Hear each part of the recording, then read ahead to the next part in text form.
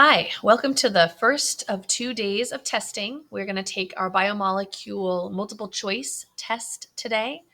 You're going to want to turn in your notebook so I can do grading on pages 17 to 31. And when you are done with your exam, you're going to take a look at this agenda. This agenda is going to ask you, hey, do you remember anything about food chains or food webs? And if you don't, then you're going to go click this, and that's going to give you a very, very basic reminder about the difference between a food chain and a food web. And then we're going to go take a look at a meadow simulator. The worksheet, it was given to you during testing or at the end of testing today. And there's also an electronic copy in case you didn't get one or you would like to not have to type in the web address. But in Google Classroom, you'll find the link and the instructions are very, very clear, but I do want to show you those. So let me go ahead and pull our Google Classroom up and I'll talk you through this worksheet. One second. Here we go. All right, so if we take a look at our Google Classroom, we're going to go into the classwork tab and we're going to look for our meadow simulation.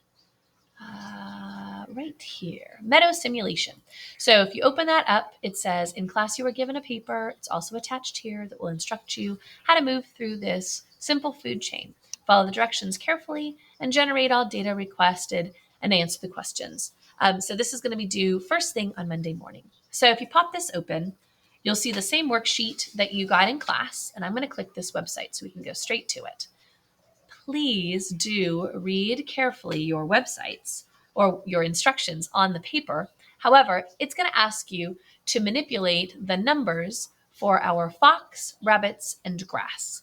Biomass is the amount of tissue, fox body that we're talking about, or rabbit body or grass bodies that are in the ecosystem in this food chain. The first setup asks you to set it at 500 apiece. So if you go to that middle value, you can also use the up down, or you can simply type it in, 500 units, and then you're going to go ahead and hit start. But the instructions ask you to stop the process halfway through at year 50. So T equals 50 is going to be our stop sign for the first few minutes. So we're going to go ahead and get started. I'm going to go find the pause button right here. And when it hits 50, oops, I missed it. I hit it at 53. That's okay. So you're going to capture, we started at the beginning of this exercise with 500 fox, 500, it's not 500 fox, it's 500 units of fox biomass, 500 units of rabbit biomass, and 500 units of grass biomass. So all three of our organisms, we had an equal amount of biomass in this ecosystem. And then at 53 years in, look what's happened. Our fox population has really, really reduced. Our rabbit population has gone way, way down, and our grass population is getting bigger and bigger. You can see that from this line. So our grass population is on the rise and then starting to plateau. Our fox population dropped really, really quickly. And our hare or our bunny rabbit population dropped even faster. Look at that slope. So that means that probably these fox were really, really gobbling up these rabbits in a hurry. And then you can start to see the population starting to stabilize. So I'm going to go ahead and write down my 1790 and 958 in my worksheet. And then I'm going to let it go all the way out to the 99 years.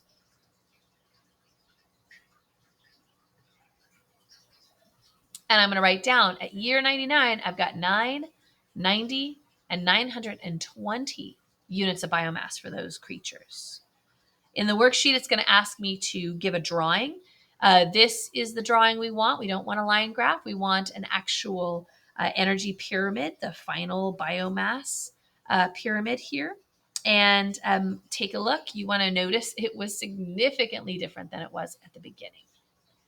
And then you're going to go back. So we're going to go back to the menu. And the next section, you have to answer a question about this, but the next section on the other side is going to ask you to do a few more setups. If you have any questions about this exercise, please do let me know. I would be happy to help and answer any questions through the weekend, just send me an email. So again, your homework after you finish your biomolecule test, you're going to go through and see if you remember the difference between a food chain and a food web. And then you're going to look at a very, very limited food chain in our simulator and fill out our simulation worksheet. Thank you. Have a great weekend.